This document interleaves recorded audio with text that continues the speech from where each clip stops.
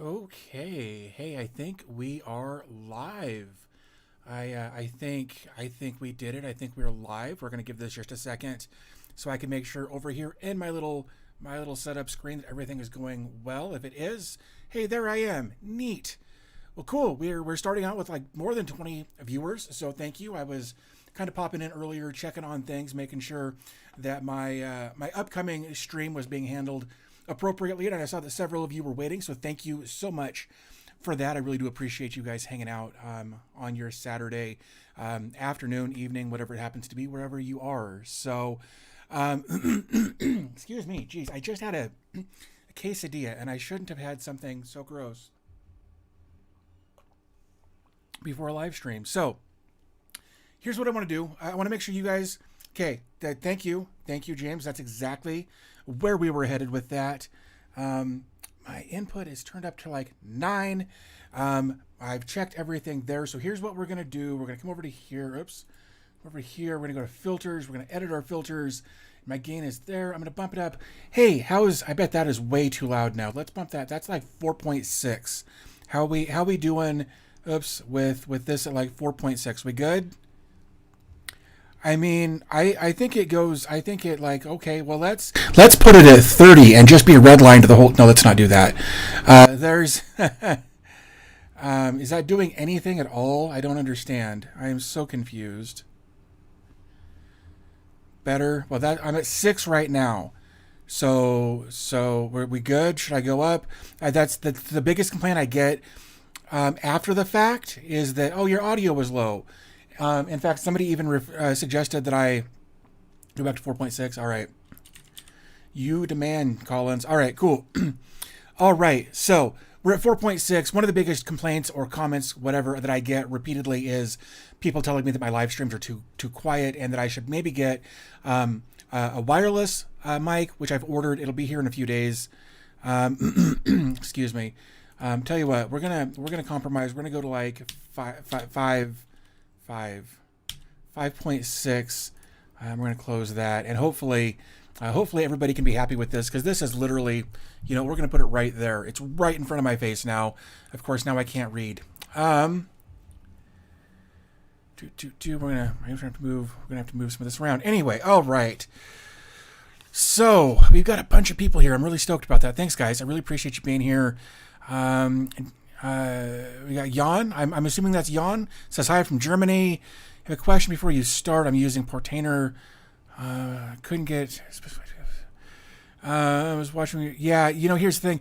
I'm no good at like the Mac VLAN stuff.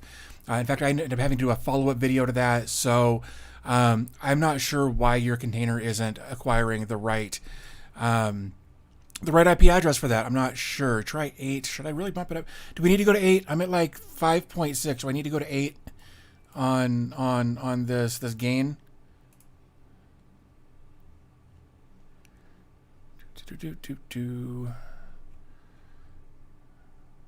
Okay, well, we're just going to leave it here for just a moment.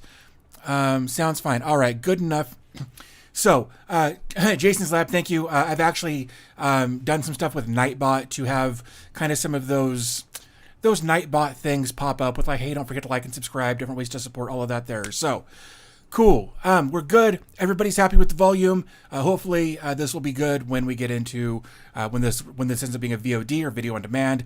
But anyway, so just a quick update kind of about my week. I hope we can get into that for just a moment. I saw 3 different doctors this week. First one was a pain specialist. We're going to try a couple of different things, but I've got to go in to get some x-rays of my shoulders done. And then once we get that sorted out, we're going to try some physical therapy and acupuncture, which I'm kind of curious about. I've never done acupuncture. I'm not a big fan of needles, if I'm being completely honest, but we'll see how that goes. After that, I had to see my kidney doctor. That kind of went as expected. My kidneys are screwed. My kidney function is between 45 and 50%. So like both of them to working together is kind of like one of them working alone. So that's what's going on there. And then I saw a new primary care physician, cool guy, really enjoyed meeting him. And hopefully he'll be able to help me with some other stuff. So things are finally progressing and I'm super stoked. Monday morning, I've got an appointment, like I said, to get my shoulders imaged. Depending on what happens there, I'll have to go in for. They're going to do X-rays for the hard tissue, the muscle or the bone mass in there. If that doesn't give us what we want or doesn't show us enough, then we'll go in for like a CT scan to get the soft tissue imaged to see what's going on with my body. So, cool. All right. And then Bruno says, "Can I have a Proxmox cluster with only 2 NUCs rather than 3?" You can. However, typically you want an odd number so that one of them can kind of be in charge and they will all vote amongst themselves so that one of them can kind of be the one to make all of the executive decisions and they can vote as necessary. Anytime you've got an even number of nodes, you run the risk of being in a deadlock. And so it's always better to have an odd number, but you can absolutely run an even number. And that as well, like what Cyberpunk there said, no high availability. Wow, Nightbot's just going bonkers. I may have to change some of that up. So, we've been talking for the last couple of weeks about doing some user submitted material, just so we can kind of get an idea of what other people in the community are doing with their Homelabs. And I finally put a page together on dbtechreviews.com. I'll have a link somewhere. You know what? I'll just manually paste it. I pasted it earlier, but you know what? We're going to do it again. We're going to do it again so that I can put this right there. So if you guys want to submit your Homelabs, they probably won't make it into today's video, but you know, maybe next week or whenever. If you have a chance to get it to me sometime this week, awesome.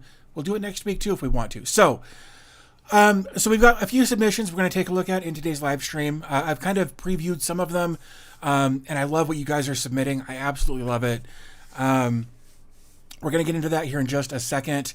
Jan380 says, "I wanted to thank you for all your videos explaining these complicated things with Docker and stuff, and now my home network is running flawlessly. No need to apologize for the long message. I do appreciate it." You know, and it's so there's a group of YouTubers, and I'm not going to name names, but there's a group of us who are in a Discord server and we chat. And one of the issues that I've had, and it turns out that it's very common, or more common than I thought anyway, is imposter syndrome. I know you hear that a lot with YouTubers and people who are achieving any moderate level of success on YouTube. And I struggle with that myself. I often feel like I'm just some jerk in a garage that's been converted to a studio, you know, and I'm just always kind of just going with whatever feels good. And sometimes I just wonder, like, what am I doing? Why do all of these people follow me? And now, you know, I'm good with it. Like, look, I'm still going to have my moments. I'm still going to have my imposter syndrome flare-ups, if you will. But having you guys stroke my ego a little bit, whether you're trying to or not, actually helps the imposter syndrome not be quite as overwhelming in my brain. So yeah. I think with that said, now that we've kind of got my ramble out of the way here, what I want to do is I want to go through a few of these home lab things that people have been so awesome to send over. The first one we're going to take a look at is from Roach. I think I saw Roach in here earlier. Maybe not. Anyway, Roach was in the chat last week, hanging out.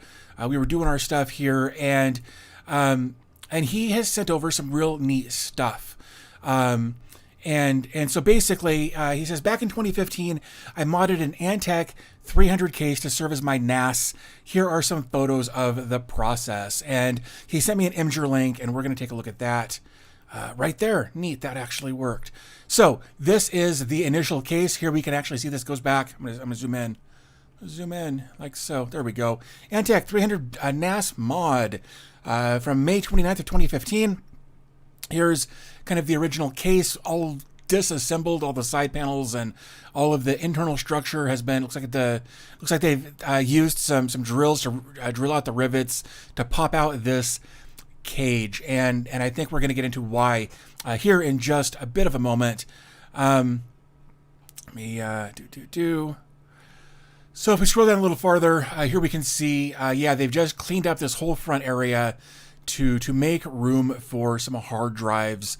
Here it is, cut out even farther so that we get an even bigger opening there. I also appreciate the mask up there so that you're like, yes, he was being careful to not breathe in all of the shavings and stuff from the grinder, or the saw, I suppose, whatever the case might be there. Looks like that. I mean, those are some clean lines. I really dig that. And of course we've got our, our I/O on the front with some USBs, and then obviously headphone microphone. Scroll down a little farther.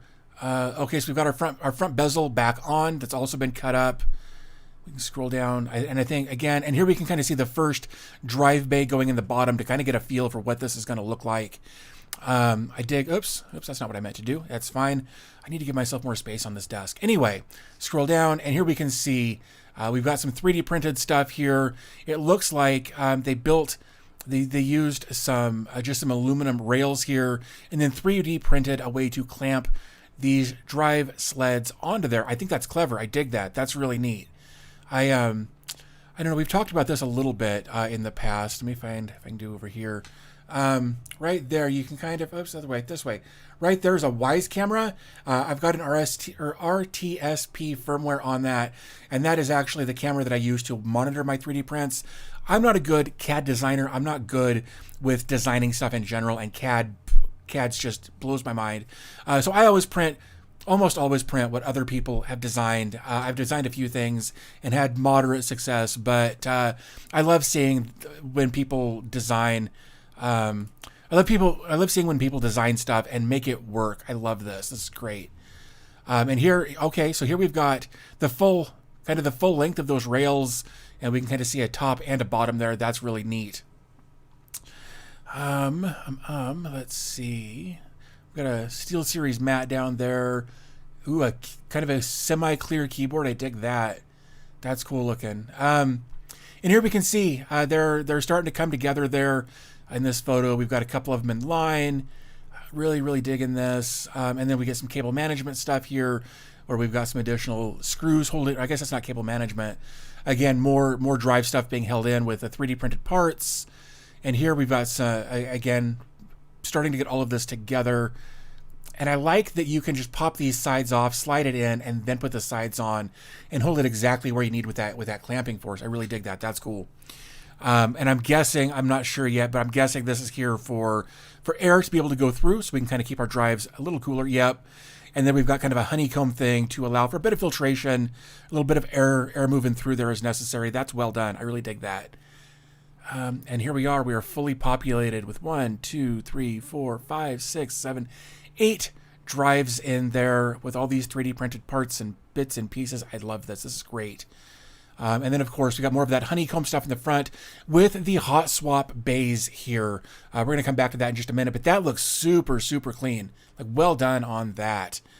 And there's a cleaner shot of the front. God, that looks so good. Like, that's well done. Well done, Roach. And then, of course, a full build inside with everything ready to go.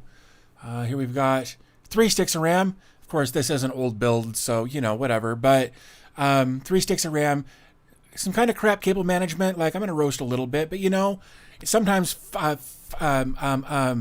function over form is so much more important sometimes. So, not even mad about that. Oh, we've got two more here.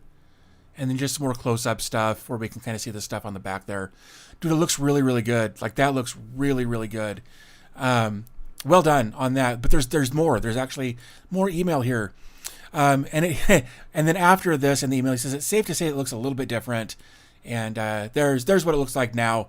So it looks like he's gone from having all of those at 3.5 inch to doing some smaller stuff there at the top as well. So some faster stuff up here, and then your old 3.5 inch spinning stuff.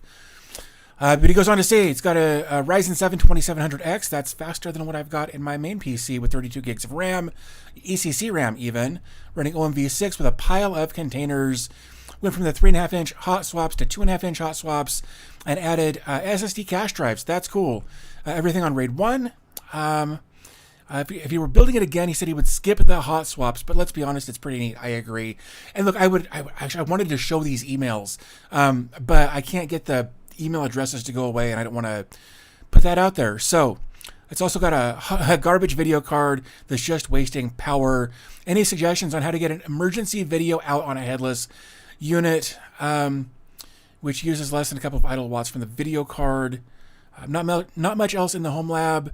But that's how it is when you move every year, sure enough. So, dude, that looks great. Like, I dig this. I like the changes that were made later on. I like the caching up here at the top. This is just a labor of love, it looks like. Like, I really dig. It was the dumbest thing. These mesh honeycomb things that were designed and printed. I absolutely love it. Well done. That's really cool. Let's see here. Let's go back over to here. Let's see. Don or Dane Schenkel said he sent something. I don't know if we're going to get to it in this video. We'll see, but we'll definitely take a look. Carl, yo, dude, what's up? Rodney says, is that done on Octoprint? Yeah, sort of. I've got a problem, I think, with the USB cable that goes from my Raspberry Pi with the Octoprint on it over to the actual 3D printer. And very often, about 3/4 of the way through the first layer, it has a communications error and fails. Originally, I thought the issue was power management, but I've since added a UPS module to it so that it's always on, it's always got power, even if there's a hiccup in the wire or the electricity coming down the line, any of that. It's also on a UPS. So it's got lots and lots of redundancy for power, but now I'm thinking it might be the actual communication cable, that USB cable that goes, again, from, well, it's actually from the Octoprint, the Raspberry Pi that runs Octoprint. I think that USB cable has just gone bad on me, so I'll have to look at something there later. Cyberpunk says, dang, that looks amazing. I agree. I think Roach did a great job on that.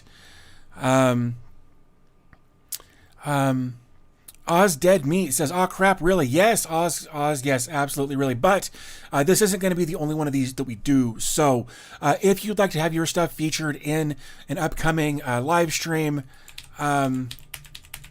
there's a link. You can go to there, get more information about what to send, where to send it, that sort of thing. So don't worry. If you still want to be featured in an upcoming live stream, please feel free to go to that link and take a look. That'd be really cool. Let's see. Nice DIY solution. Hell, I totally agree. Great work. Well done. Yeah, I agree on all of that. Like, this is a great. Let me see if I can move this. Probably gonna move it the wrong way. Nope. Whoa, crap! Too far. Come on, work with me. I'm still trying to get the hang of this Insta360 thing, man. Anyway, okay. So, I'm gonna have to really I'm gonna dial back the the Nightbot here. I just wanted to try it. Just to maybe boost engagement or whatever you use bots for. So, yeah. So anyway, like I said, if you didn't have a chance to submit your stuff already, submit it this week, and we'll get you in next week. We'll hang out. We'll take a look at your setups. We'll talk about whatever. But yeah. So don't worry if we don't get you this time. We'll get you next time. Rashid, I hope I got that right. I am feeling better. Like I mentioned earlier in the stream, you might have been here. That's fine. I saw 3 doctors this week where we've got a plan that we're going to start implementing, and we're gonna hope for the best and see how it goes. And I don't know, Collins. I am definitely not folding laundry right now.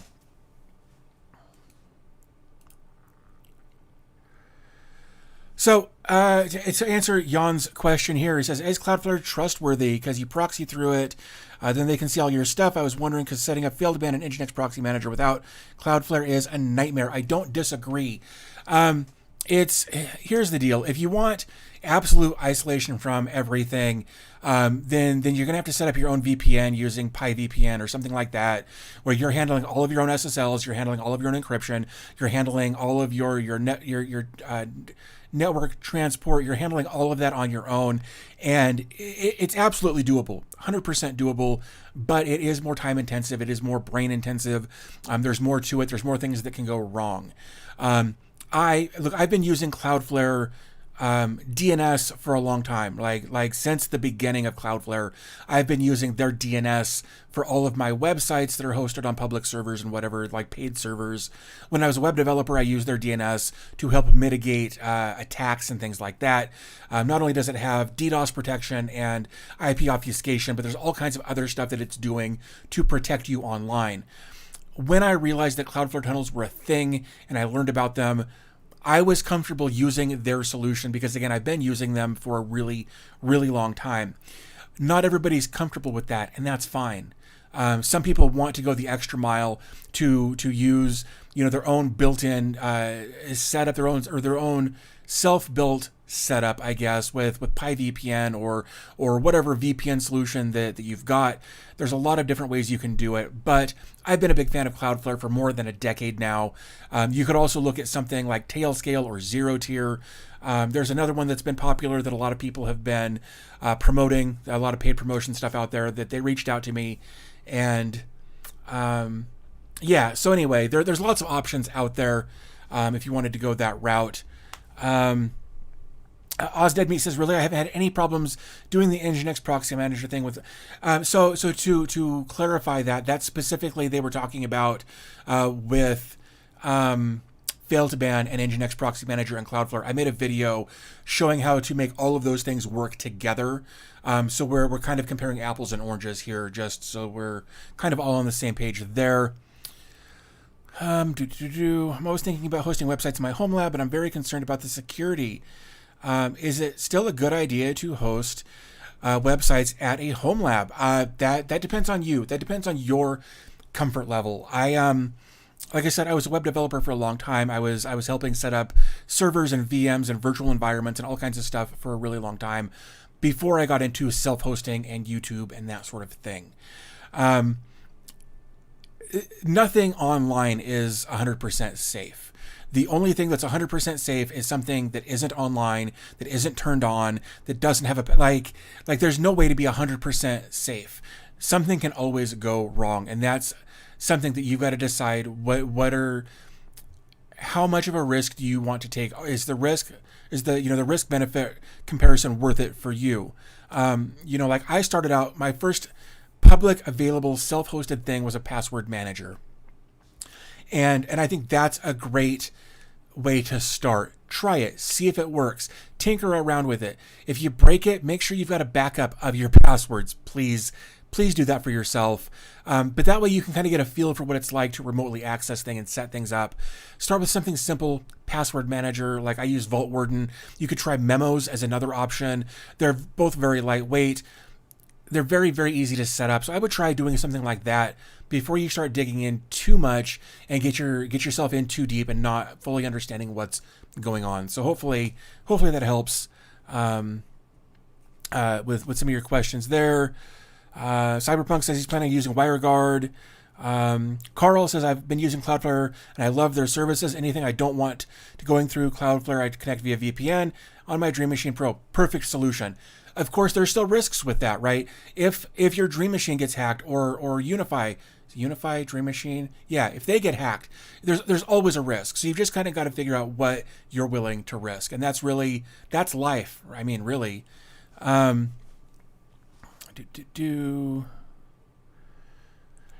got my home hosted websites going through Cloudflare. It's way more secure than just opening ports locally and having people hit your network directly. I 100% agree with that. That's initially why I started using Cloudflare DNS, is because it obfuscates your IP address. If you ping any of my online resources that you've got access to, they will always come back with a Cloudflare IP address, and you'll never find my home IP address anywhere out there because Cloudflare hides all that for me, and it's free. Yes, technically you have to set up a payment method, but that's just in case you end up using one of their paid services. That way they've already got billing on file, and that's it. I've never been charged for anything I didn't exclusively agree to be charged for. So there's that. Thanks for the long explanation. At first, I did set up fail to ban with Cloudflare and Cloudflare Manager. Can I still? I mean, if you do it right, you can still see it. Absolutely. See, I hope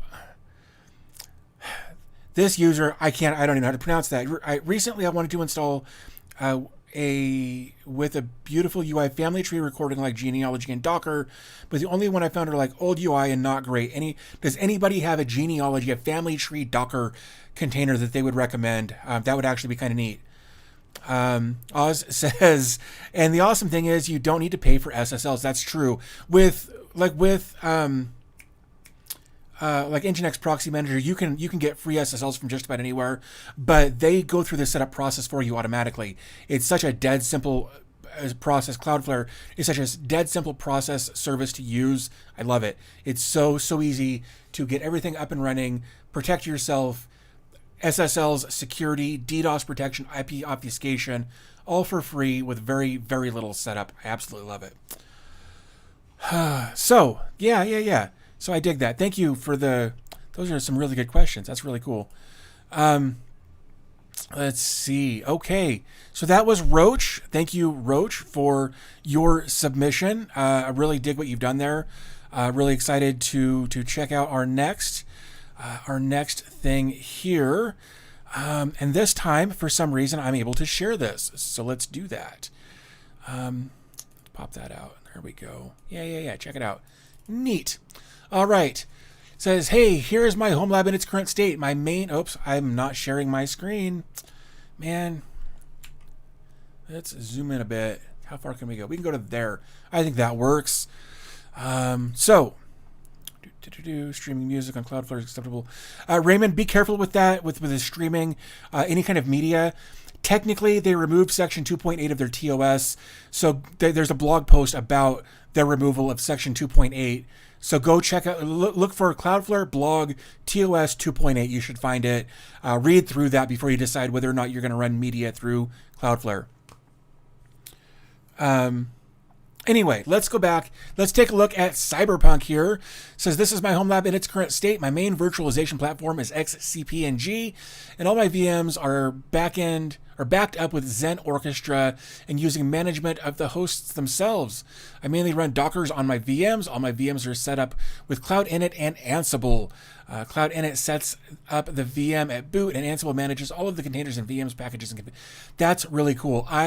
I love the idea of Ansible and orchestration and that sort of thing, but I don't know that my brain is capable of fully comprehending how badly I would screw that up, and that terrifies me. So I do everything manually, and it works for me. But let's go back and see more about what he's got here.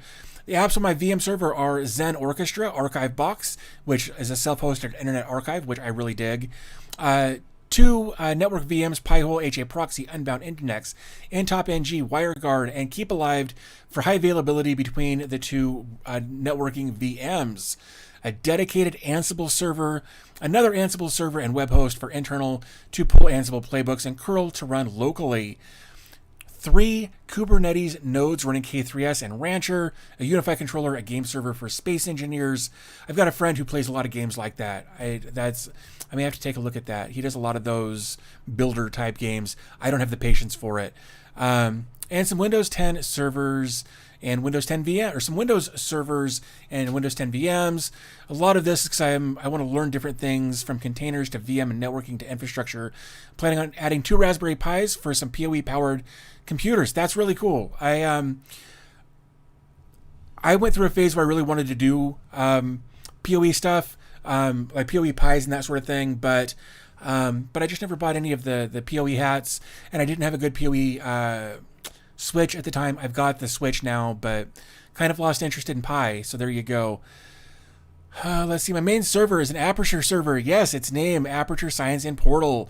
Specs, Ryzen 9 3900, 32 gigs of RAM, ASRock B450 Steel Legend motherboard, 250 gig Samsung SSD boot drive, and a data drive is a 1 terabyte NVMe Intel 660p. That's really cool. I like how that looks. I like, man, I have for the longest time, I really wanted a rack mount case for my PC. It doesn't make sense for me now because I've moved things around a lot since then, but I love the idea of having a rack mounted PC like that. Absolutely love it. My NAS is just TrueNAS. It's running TrueNAS scale. Specs, Intel i3 8100, so an 8th gen i3 Intel, 64 gigs RAM. Boot drive is 500 gigs Samsung NVMe 970 Evo Plus. You've got an HBA 16 port running to the back of the same box and not a disk shelf. 4 8TB and 2 VDEVs. ZFS mirror for 16 terabytes of main data storage. 3x2 RAID Z for gaming, iSCSI, and ISO shares. I really dig that. And 250 gig SSDs and ZFS mirror for small documents and container data. That's cool. That is well thought out. I appreciate the thought that went into that. And then we've got another PC down here for or high availability DNS and VPN. I may migrate the VM to a mini PC and turn into a TrueNAS core system for dedicated VM storage. Not a bad idea. Ooh, this has got an AMD Athlon 220, 16 gigs of RAM. Boot drive is 120 gig Patriot drive. That's a 2.5 inch SATA and an old 500 gig SanDisk SSD that needs to go. Man. And just a very simple case. Got some mini PCs down here. You've got a hell of a rack going on, man. Mini PCs, 2 of them are Asus ITX J1900i-C motherboards with built-in quad-core Celerons, 8 gigs of RAM, 120 gig Patriot boot drives, and a third board, and I'm working on getting another case and boot drive for it. The last mini PCs are Asus N3150 motherboards with built-in quad-core Celerons, 8 gigs of RAM, and more of those 120 gig Patriot drives. I'm not sure what I want to do with them at this point. I've tested out Kubernetes and clusters, XCP-ng, and OpenStack with them. Just not sure I want to go back to XP or XCP-ng or bare metal Debian or use them as metal services. Just not sure. Man, you've got so many things going on there. Oh, and there's the full rack with everything kind of listed out. That's cool. So that is a lot. That is a lot to unpack. That's a lot of stuff going on there. And what I dig about most of it is it's fairly low power. Like those mini PCs, not running much power, with and just all of it's fairly low power. I dig that. I think probably you got a couple of things. Yeah, like the where did it go? Yeah, that Ryzen 9, not quite what like the FX series was, but definitely more high power than some of like the Athlons and the mini PCs, that sort of thing, with the built-in quad-core Celerons. They probably got like a 15 or 20 watt TDP on those, so very low power. I dig that. Probably not putting out a lot of heat as a result, which is great. Oh, I didn't realize that. I just realized those are 2 separate cases. I didn't even pay attention right there. They look the same, but they're 2 separate cases. Huh. Let's see. We got Returage. I know I screwed that up. I apologize. How's it going? Glad to have you here. Cyberpunk, it is you. It absolutely is. I painted the case.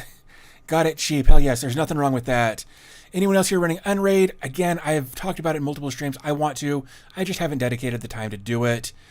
AMD Athlon, those were beasts back in the days. Yeah, they were.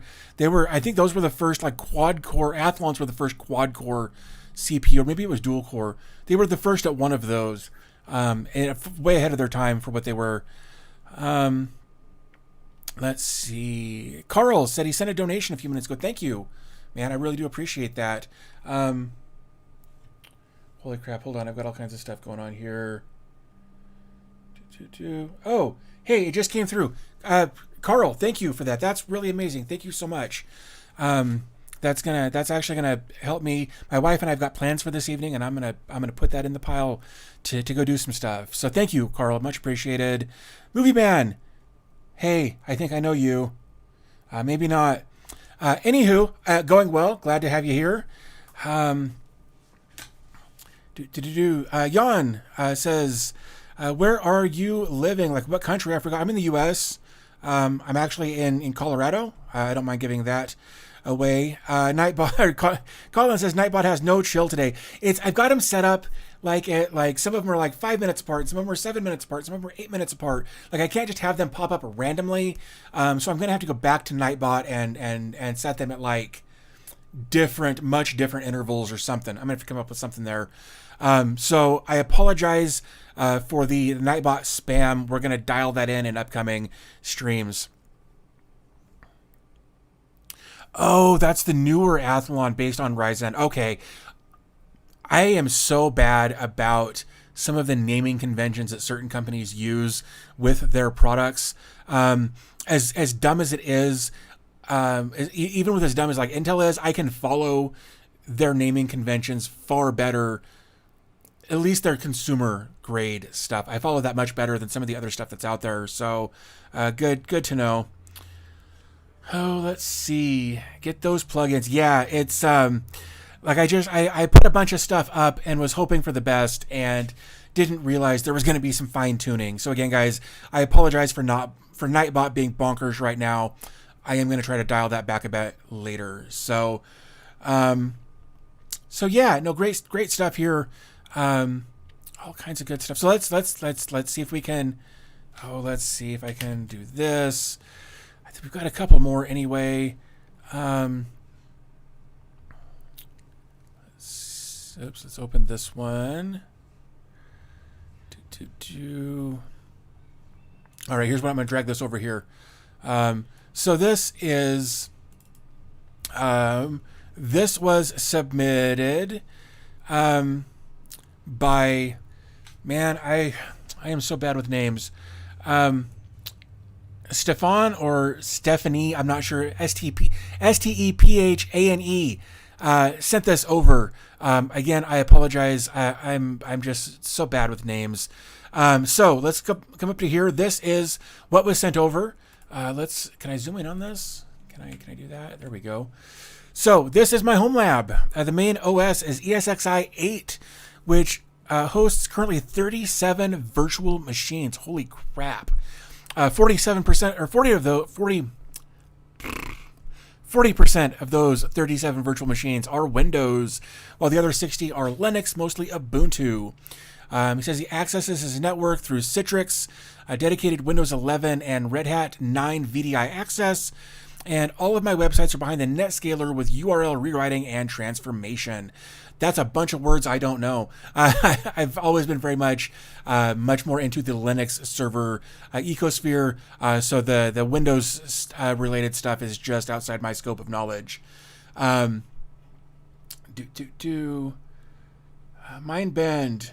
dude, glad to have you here. I really am. Let's see what else. So clean. I agree. This is a super clean setup. I got a little envy here, if I'm being completely honest. But we're not done. Let's see. I host my password solution medical data for my son, who is a type 1 diabetic. All of my websites, my own cloud for file access and sharing a lot of monitoring along with Microsoft infrastructure, including Active Directory, SQL, Certificate Authority, plus a whole remote access infrastructure with Citrix, virtual apps, and desktops. That's pretty intense. Man, I was actually hoping... so we got 20, 21, 22, 23, 24. We have like a 24U setup here. I think if it's 21, 22, 23, 20, I think it's a 24U rack. That's pretty cool. I back up all my VMs on Synology and then on AWS. You know, I really need to, because I back up all of my Proxmox stuff to Synology. And then my Synology stuff gets backed up to a TerraMaster, but I really need to set up an AWS cold storage for that remote offsite. I've talked about that in the past, and I think maybe one of these days I'm going to do it. I might even make a video if you guys are interested. So let me know if you're interested in that kind of a video. I'd be happy to take a look and at least try to do it. So let's see. Said I would like to change a few things. I have a package Synology to gain some space in the rack. Add 2 or 3 Dell servers, add one to the existing VMware cluster, and having 2 to mess around with other virtualization platforms, Proxmox, Red Hat, XenServer, etc. I would also like to have some Palo Alto and Fortinet appliance to check out and learn some new stuff. I agree. That would actually be pretty cool to have something like that. So when we get into some other stuff for Ubiquity, he's got the USW Enterprise XG24 Ultimate Dream Machine Pro and the USP-RPS rack with the patch bay. I love these patch bays. It looks a lot like the one I've got in my rack back there. They're just so handy to have with the pre-built keystones in there. I love them. For modems, he's got a Freebox and Zyxel as a secondary fiber internet access. It's always good to have a backup. Dell PowerEdge for R540 times 2 with VMware ESXi 8. Intel Xeon Gold 6226 CPU at 2.7 gigahertz and 256 gigs of memory. Citrix, he's got the NetScaler. If we actually scroll down, Citrix NetScaler right there. It's the SDX 11500. And then below that, we've got a Synology. That's the DS3617XS. 9 terabyte SSD for VMs and 27 terabytes of data. And then that beast down here at the bottom is a Dell UPS that's rated at 2700 watts. That is so clean, so well thought out, so laid out. I absolutely love it. Really dig that. I am curious though. I know a lot of people use different colored cables to say, you know, like this color is for this type of thing and this color is for that kind of thing. I'm having to wonder, like, are these cables color coded or is this just what you had? No judgment, just honestly curious. Like if you look at my rack, which I'm going to do a video on here soon. In fact, you can even see it back there where my patch panel is. Lots of different colors, black and white and black and white and black and white all over the place. Because I just grabbed whatever I had and stuck them in there. I didn't do any color coding or anything like that. But let's see. Logic 23 says I want to know the websites. Wait for who? For what? Oh, that's cool. Like for who's? Let's see. How does one license Citrix in a home lab? That's an interesting question. What's your advice to get started in a simple home lab? I'm CG-natted and pretty sure my ISP doesn't want me hosting anything. Currently using Oracle free tier, but as they say, never trust Oracle. So you've got some different options there, if we're being honest. So you could, like we talked about earlier, you could do something like Cloudflare Tunnels if you wanted to be able to use your own custom domain name to get remote access to your home lab. You could use Cloudflare Tunnels.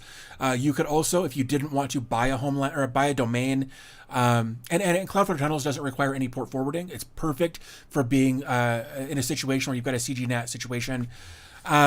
Also, you could do like zero tier or tail scale. Both of those will also give you remote access to your stuff without having any kind of port forwarding necessary. It's also CGNAT friendly. So you've got a few different options. Maybe I'll have to do a video talking specifically about what to do behind a CGNAT solution.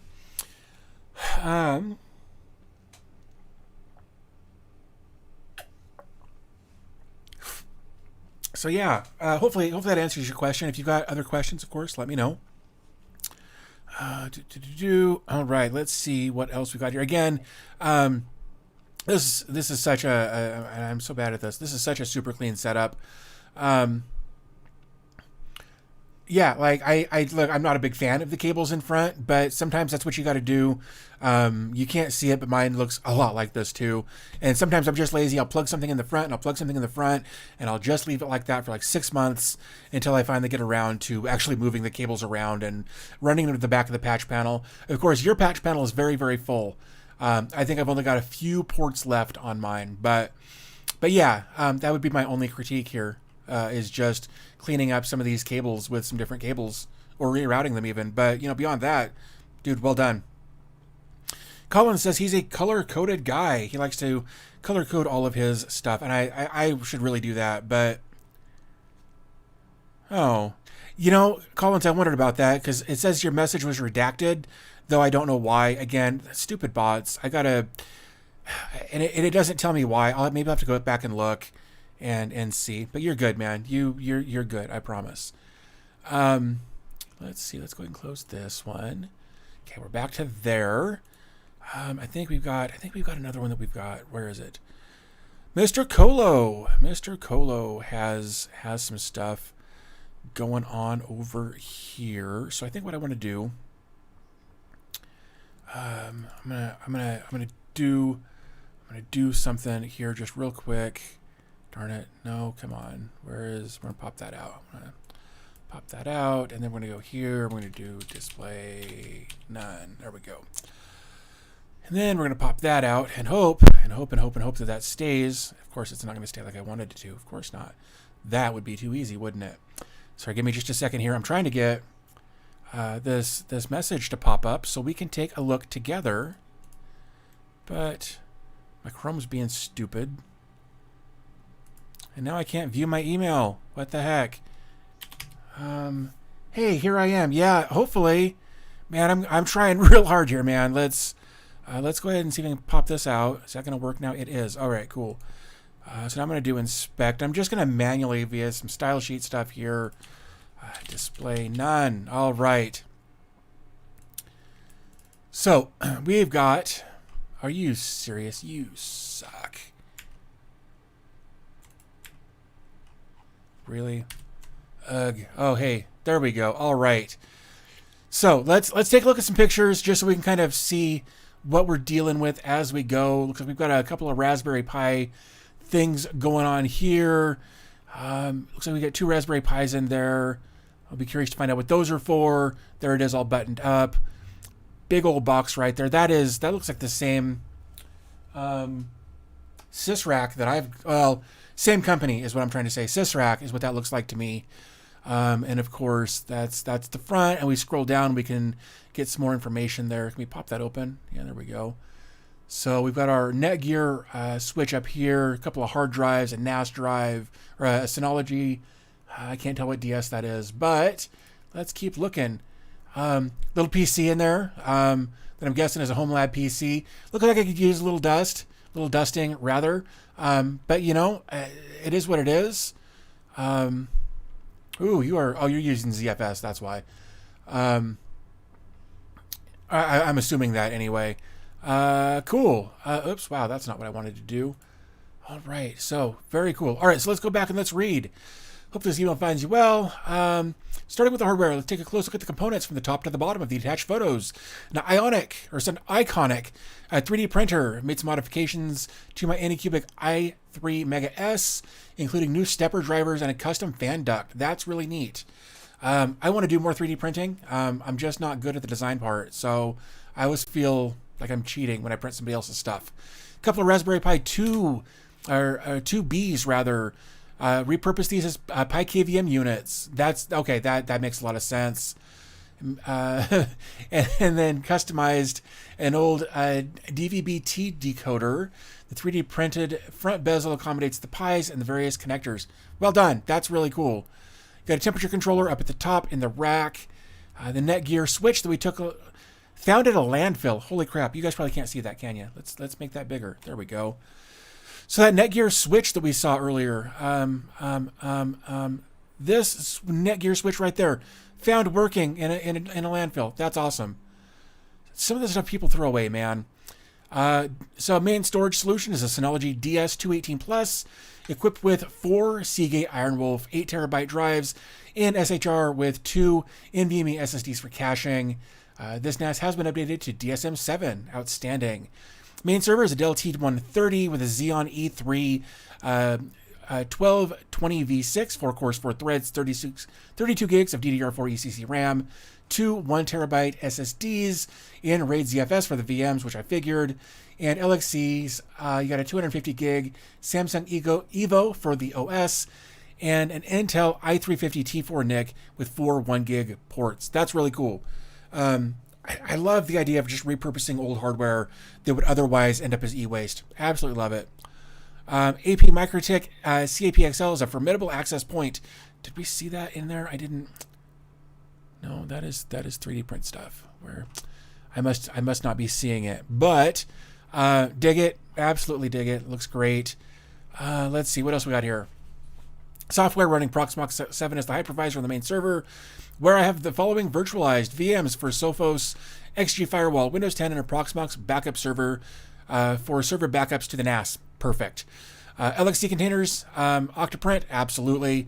And then Docker with the R's, some Jellyfin, some Plex, some Heimdall, all being managed by Portainer. That all sounds awesome. I've done videos, I think, about almost all of that. Maybe not Jellyfin. Networking revolves around the virtualized Sophos XG firewall on the main server, which controls various VLANs, including a server for all servers and devices, IoT for home automation, guest for friends and guests, media for media servers, security, an isolated network for security testing, a DMZ for exposed services, and management for all management services. I mean, that's what's 8 VMs, or VLANs, not VMs, VLANs. And the Netgear GS724T switch handles traffic distribution for both the NAS and server, utilized 2 of the NICs in lag for increased bandwidth. Very cool. What do you think about it?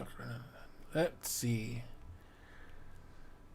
Oh, man. All right. I remotely access my lab or rely on Tailscale and have OpenVPN set up on my firewall as a backup. Perfect.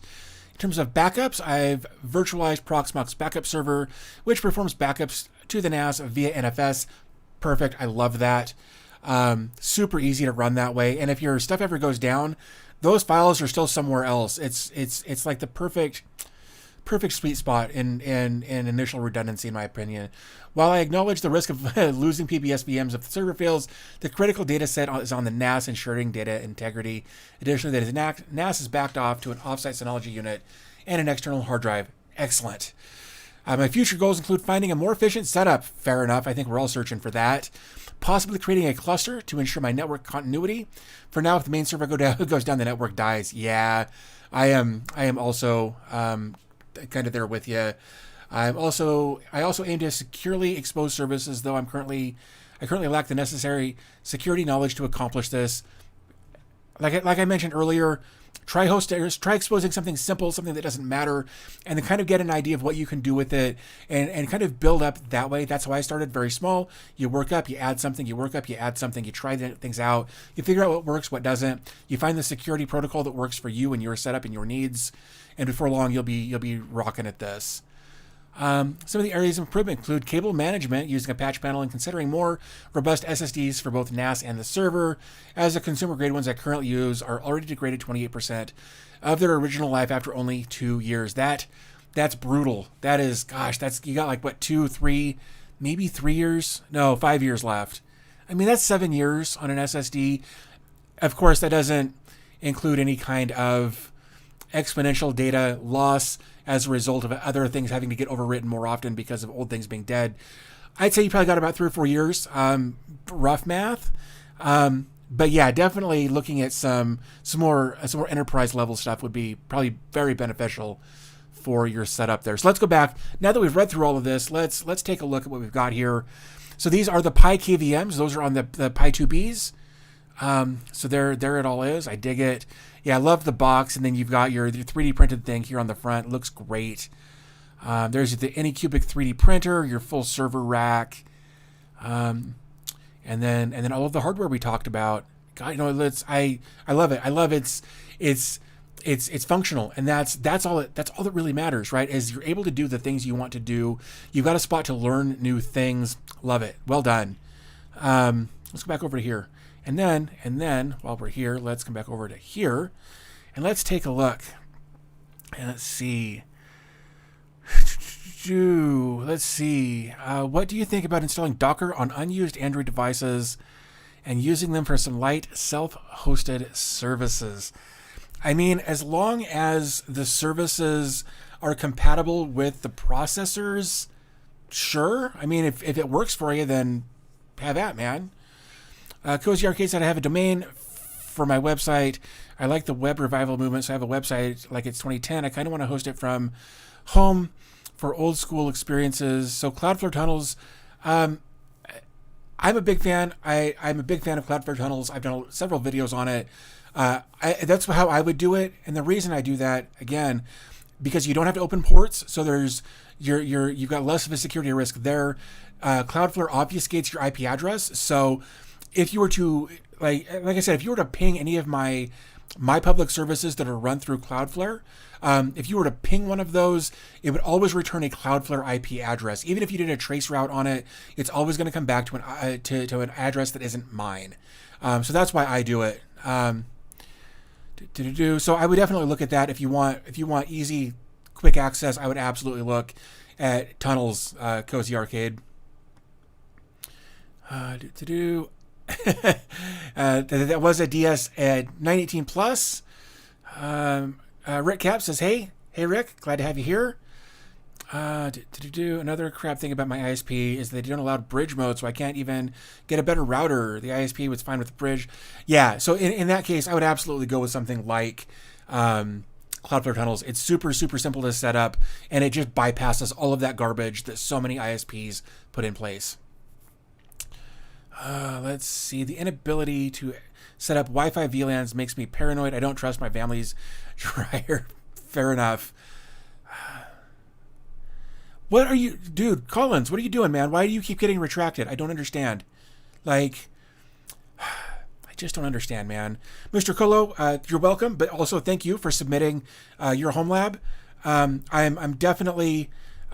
impressed with what you've got going on there. I love its simplicity and its efficacy, I guess. Oz Dead Meat says, okay, just sent mine through. Hope you get this week. Claudio Jr. Says, greetings from Brazil. Greetings from Colorado. There's more and more services that support ARM architecture.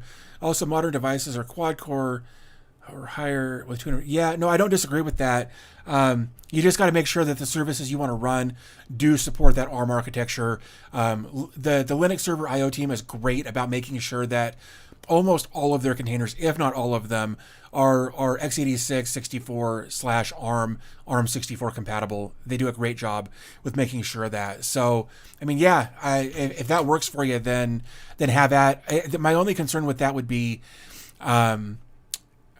network and power. Powering that, I'm sure you've got a solution, but I don't know that I would want all of those clogging up my Wi-Fi network. If you're powering it that way, you might be able to do like a USB-C to like RJ45, which might work. So I'd be curious to see how that would work for you. So yeah, no, I'm definitely digging what you guys have got going on here. Let's close that. All right, let's see. We've got a couple of more. It looks like. All right. All right. Oops. Let's do this. All right. So we're gonna pop this open.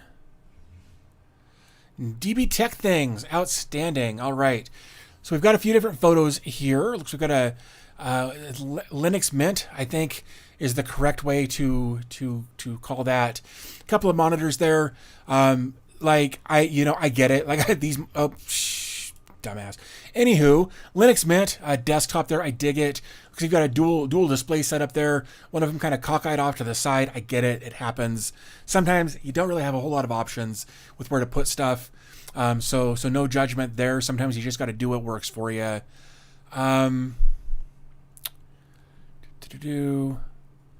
This must be ISP stuff. I'm assuming. Let's see what else we got here. More networking stuff. All right. And there's your like two rack or 2U setup there. All right, let's talk about what this is. It looks like it's a Dell PowerEdge 710. In fact, I'm gonna exit out of here. We got a Dell PowerEdge 710 or R710 with 16 gigs of RAM, 1 terabyte of a single hard drive. Should probably fix that soon. That is them saying that parenthetically, not me. I used to use Jellyfin for my storage. You used to use Jellyfin for your storage, but got rid of it when I switched to unrated to Proxmox. I don't really store that much data on the thing, mainly for Home Assistant and tinkering. Nothing wrong with that. I got my ISP provider provided a router and some TP-Link decos. The decos are a great product line.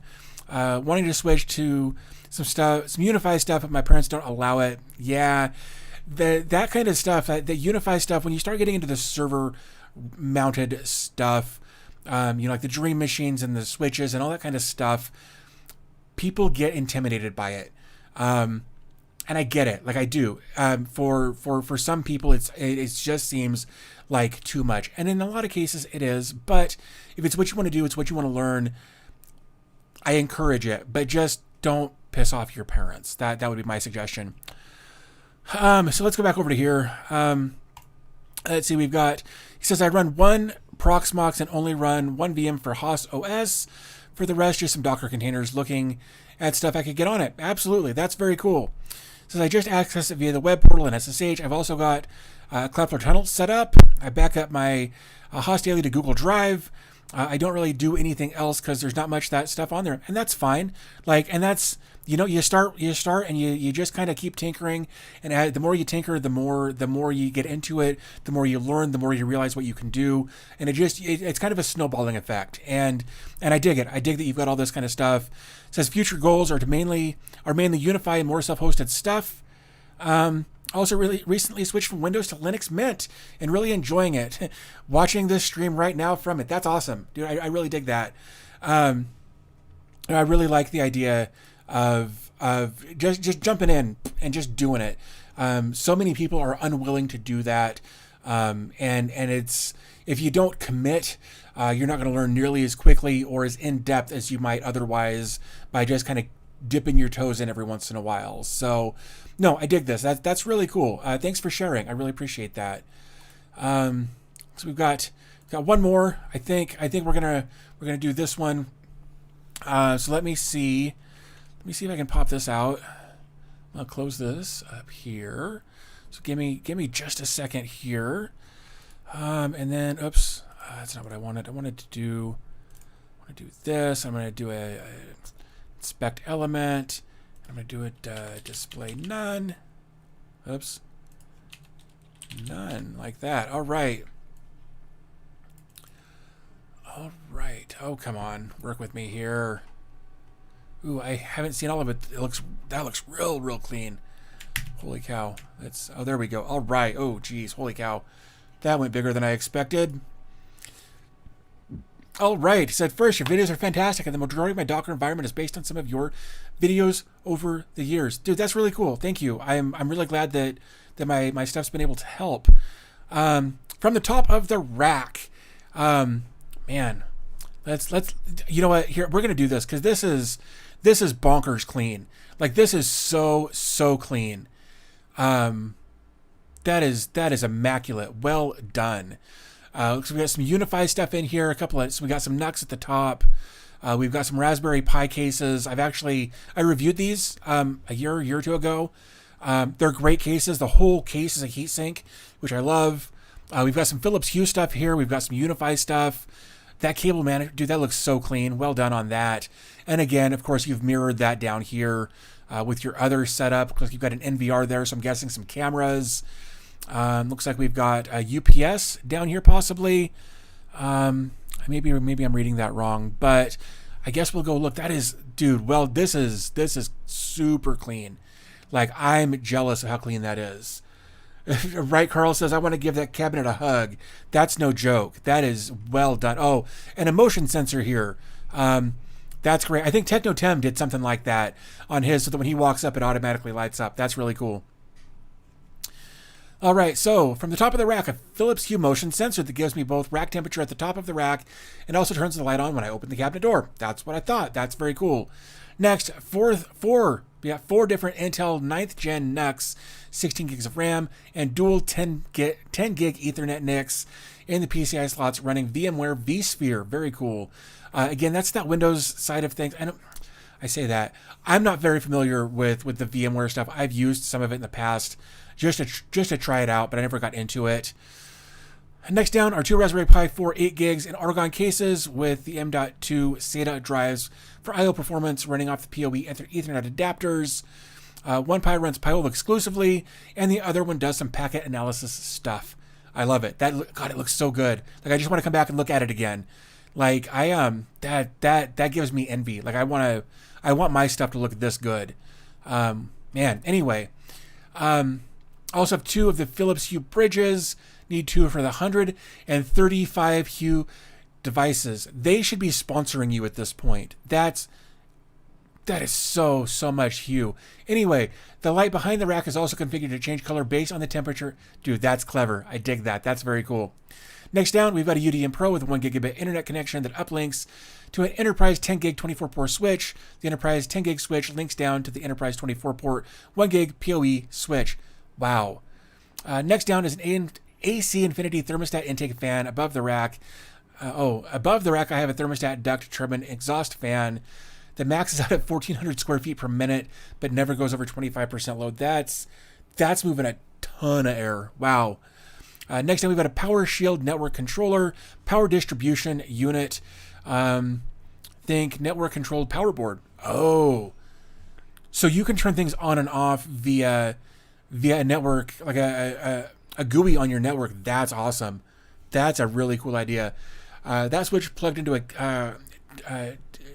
2 kilovolt kVA. I can't think what that is off the top of my head. Forgive me. But it's connected to a Power Shield UPS. And the UPS Synology NAS with 230 terabytes live in the cabinet next to the rack. The NAS is not rack mountable, but has 12 drive expansion on top. Both the 12 bay NAS and the expansion live on a custom made Lazy Susan to access the back of the NAS easily. That sounds, there's more. Okay. All right. So then we come down and look at this. This is, man, that looks so good. The red cable on top, or the red cable is to drop the network from the internet in case of the active hack. In case of internet. So you can just unplug that and be done. That's great. White cables are for the 10 gig Ethernet, black are for 1 gig, yellow for infrastructure equipment like PDUs and UPS.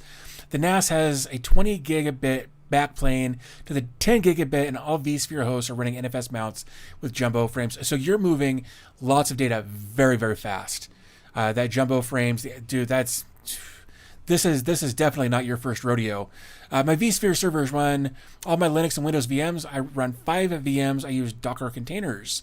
Networking is running 15 VLANs and all data types, storage, vMotion, DMZ, internal management, all separated. Well done. Docker containers that are being used: Vault Warden, love it. Speed Test, Uptime Kuma, Nginx Proxy Manager, Overseer, and other media stuff, of course. Grafana, Node-RED, Home Assistant, Tautoli, Homepage, and Portainer. Dude, if you haven't, you need to share this on Reddit. Like, this needs to be seen by as many people as possible. That is so good looking. That's well done, man. That's great. I come back over to here. Dude, thank you all for sharing this stuff, your racks.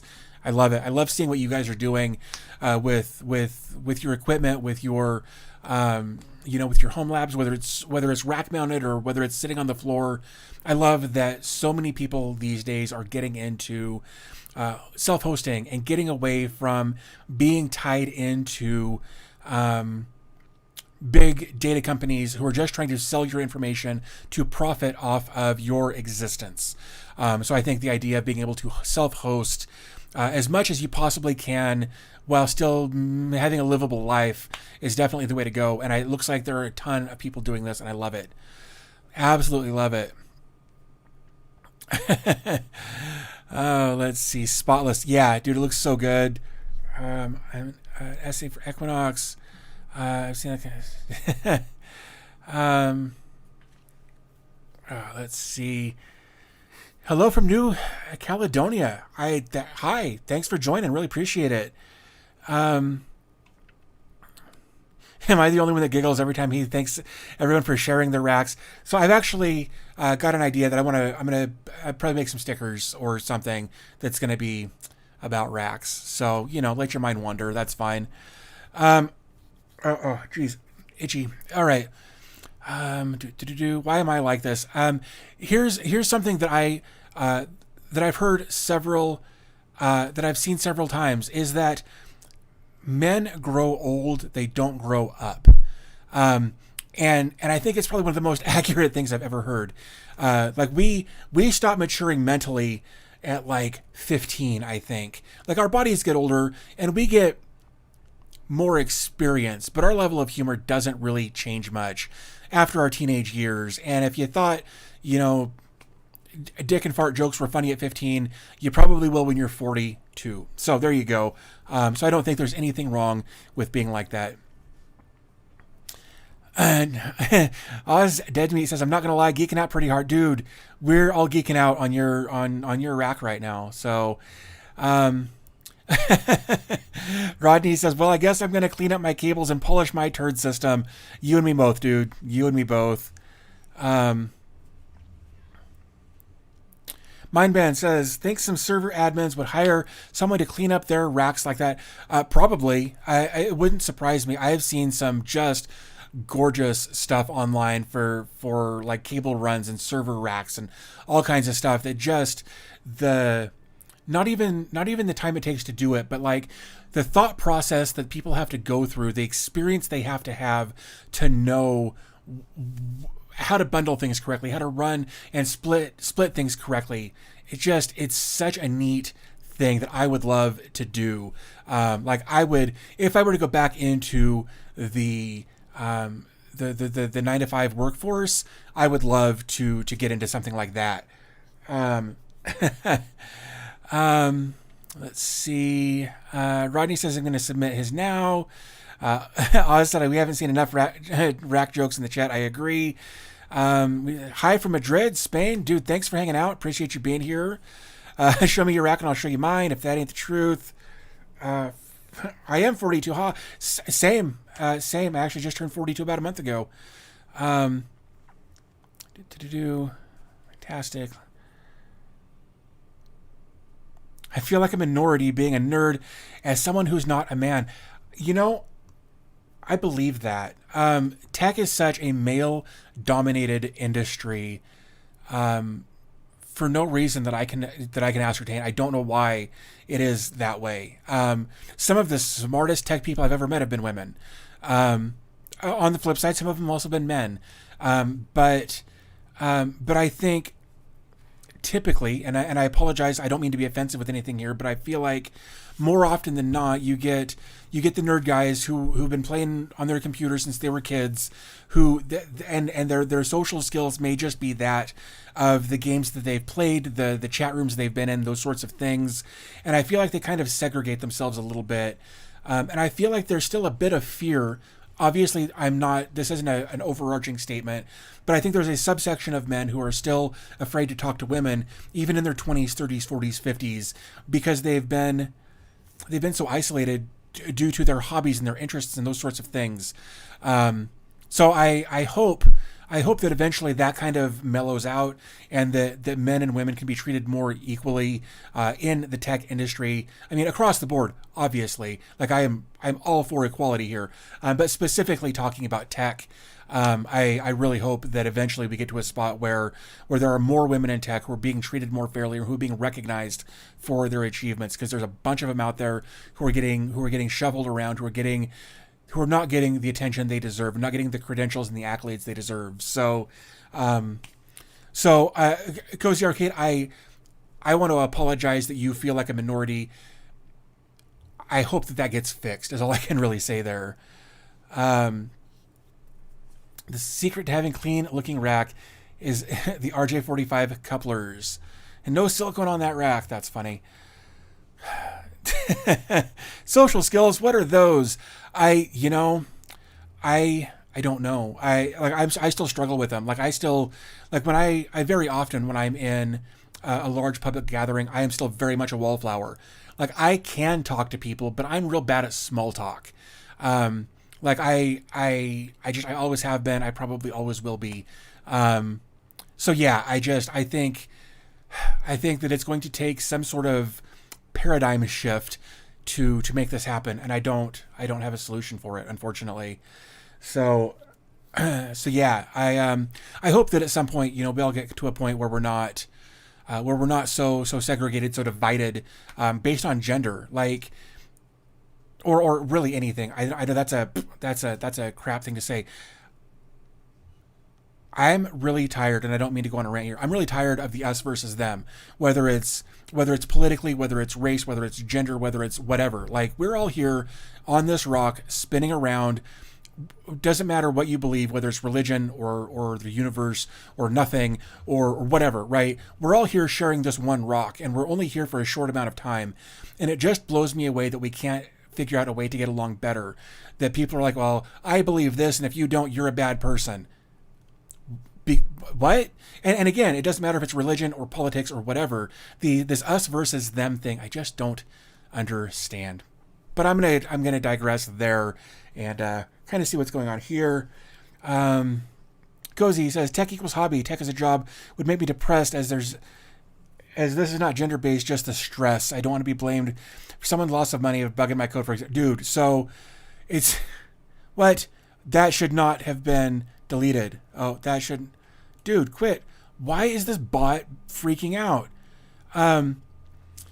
So I actually, Cozy said that not wanting to get into tech as a job because of the stress related to that. And that's 100%. I agree with that. As a web developer, that's where most of my tech experience has been.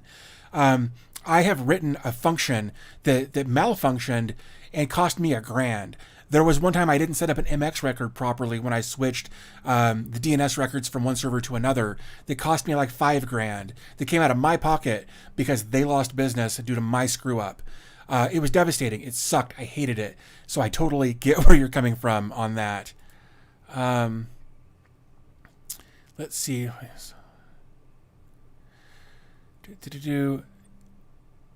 And says, I think if you were at a party of just self-hosting nerds, you would be just fine. Isn't that what we're doing now? Isn't this just a party of self-hosted nerds right now? Like, I mean, I'm not drinking anything fancy. This is just iced tea, but, you know, Nightbot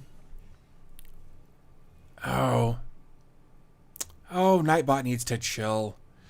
Stop spamming caps. There's actually a setting in there I can tweak on that. So just do your thing, man.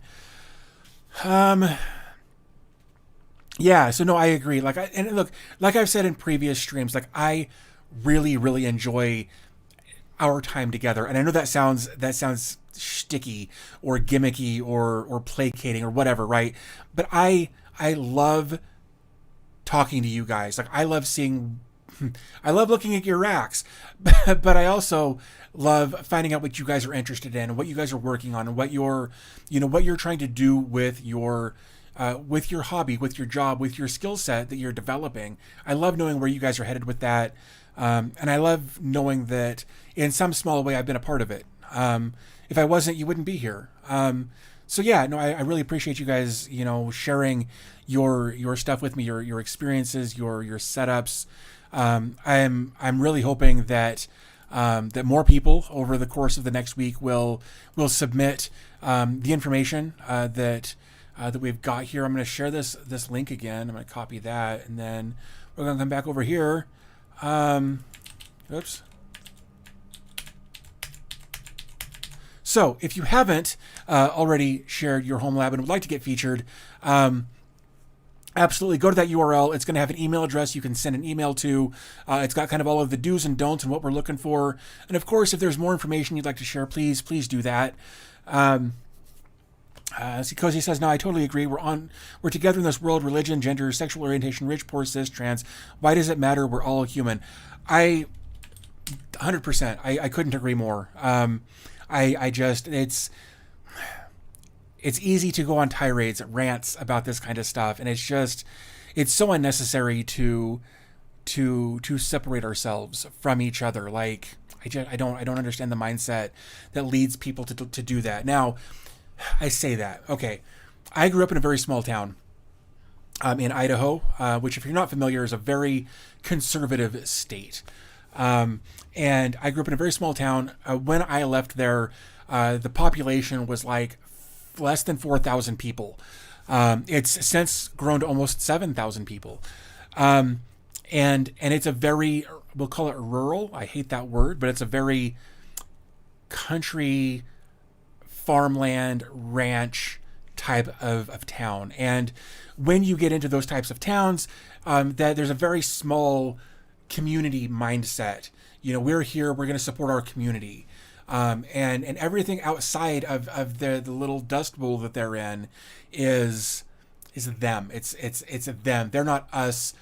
We are not the same. That's not necessarily wrong in that we're not the same, but I don't know why that matters. Like, I think people should travel as much as humanly possible for as long as they can before they settle down, before they have kids. I think everybody should travel and should visit a few different countries and visit other cultures open-mindedly, because I think it gives us a better understanding of where we come from, and it gives us a better understanding of how other cultures do their thing. I haven't done a lot. I've been to a lot of different countries. I've been to Europe a couple of different times and really enjoyed it. But even going back to like Scotland was eye-opening. Things are different in Scotland in ways you wouldn't even think about. But I love that. But anyway, I love the idea of being able to travel and meet more people and see different cultures and experience things rather than just get locked into a narrow-minded mindset of us versus them. And that's all. I'm just going to stop because I'm just going to keep rambling. So with all this tech, and your stream on my network is about 20 seconds behind. I should have gone with 25 gig Ethernet. First world nerd problems. Absolutely. The song from War comes to mind. Why can't we be friends? I love that song. It's such a dumb, catchy, fun song. I 100% agree. I think one of your next streams is self-hosted streaming chatbot configuration. Right? I know, right? I apologize for Nightbot. I'm gonna dial some stuff back. But I'm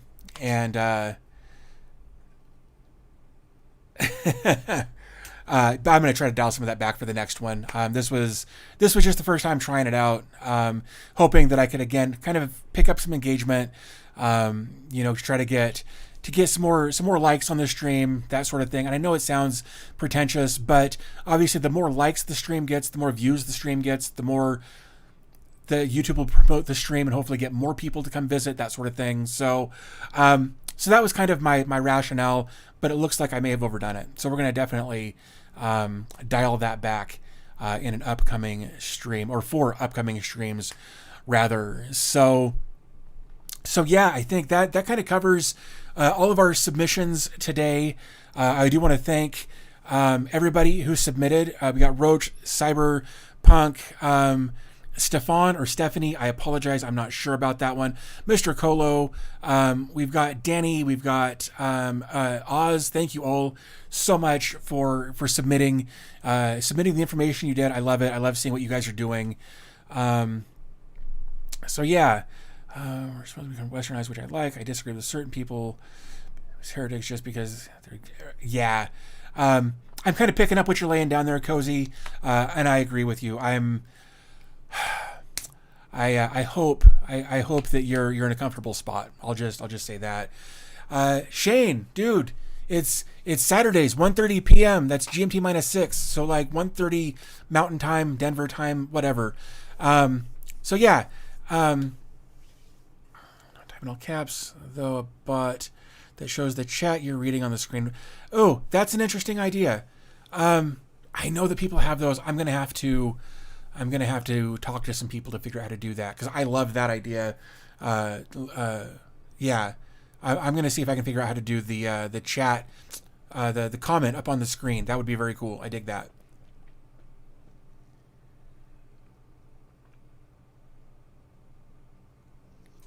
Oh, sorry, Shane. I didn't read the rest of that. I said work got in the way. Yeah, work. Sometimes you got to work, man. Nothing. No hard feelings. 7 a.m. East Coast of Australia. Man, it's almost 3 o'clock p.m. That's crazy. Oh, set up the notification. Just got too busy with work. Well, look, I'm glad you're here. I am. So that's cool. I'm comfortable, but yeah, some people have it hard here. Eastern Europe is fun. I imagine. I'm glad you're comfortable. I'm glad you're safe. So please keep that up. That'd be great. So yeah, no, I'm about to shave my mustache. I get these wild hairs that poke me in the nose. Anyway, Rashid says 1 a.m. in Dubai. Man, that's it's so crazy that you guys are up this late hanging out with me. On your late Saturday evenings, Sunday mornings. But thank you. I really do appreciate it. Love having you guys here. Love chatting with you guys. And of course, you guys sharing your setups. I love it. I'm actually gonna set all of these aside in a separate folder so I can go back and look at them later. So yeah.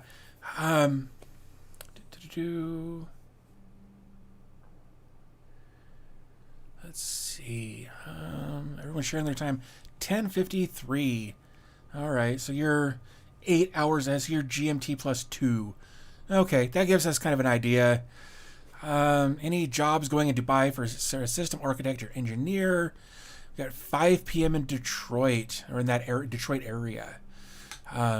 Cool. No, thanks again. Thank you guys so much for hanging out with me today. Really, really appreciate it. It's nice to kind of be on a schedule to do these things. I know we did a lot of spontaneous stuff for a while. Where I would just I get a random idea and it's like, let's go do a live stream and whatnot. But I'm liking the democratization that we went with here as far as picking weekday versus weekend, morning versus afternoon. And I think this is great. I love it. I love having you guys here and whatnot. But yeah, I think we're gonna start wrapping it up here. My goal was like 60 to 90 minutes, and we're at 87 minutes now. So I think I want to start wrapping this up. Again, I want to thank everybody for sending in the stuff they did. The Balkan region, I don't really need. Hide my location. Fair enough. Hey, Mindbend. It's going to be next Saturday at 1:30 p.m. at GMT -6. Thanks for asking. But yeah, I hope more people will submit over the course of the week. Again, if you haven't and you'd like to, you can submit. You can get more information there to submit your stuff, so we can take a look at there.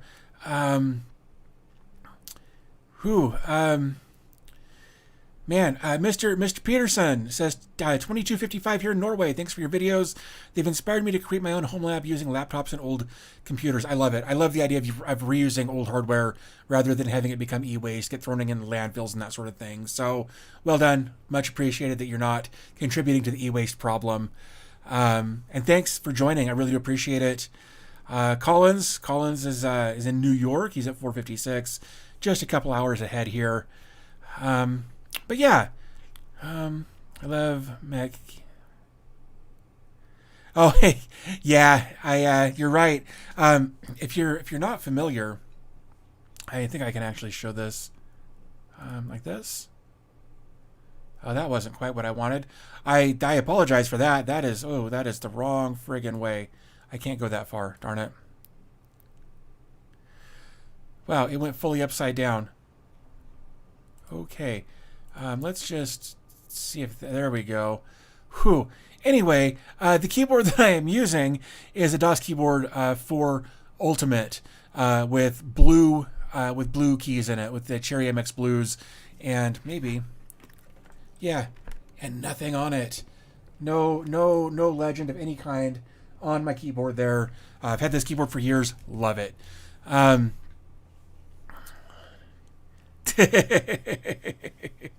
You're not wrong. You're not wrong, Collins. I'm gonna have to start an OnlyFans with a camera under my desk, I guess. I don't know. Rodney says we want to see racks, not crotches. At least he's wearing pants, right? You're not wrong. But blue switches. Let's go. Oh, why quit? Oh, it's because of the. Okay, next stream. I'm turning off. I'm gonna try turning off the caps thing. Anyway, yeah. So I think guys, with all of that said, I want to thank you guys so much for hanging out with me today, spending part of your Saturday night, afternoon, evening, Sunday morning, whatever. Yeah, Cozy, I'm gonna tweak some stuff in that bot. But anyway, I'm gonna go ahead and wrap this up. Thank you guys all again so much for hanging out with me for a while. Whether you were waiting for the live stream to start or you joined later, I appreciate you being here.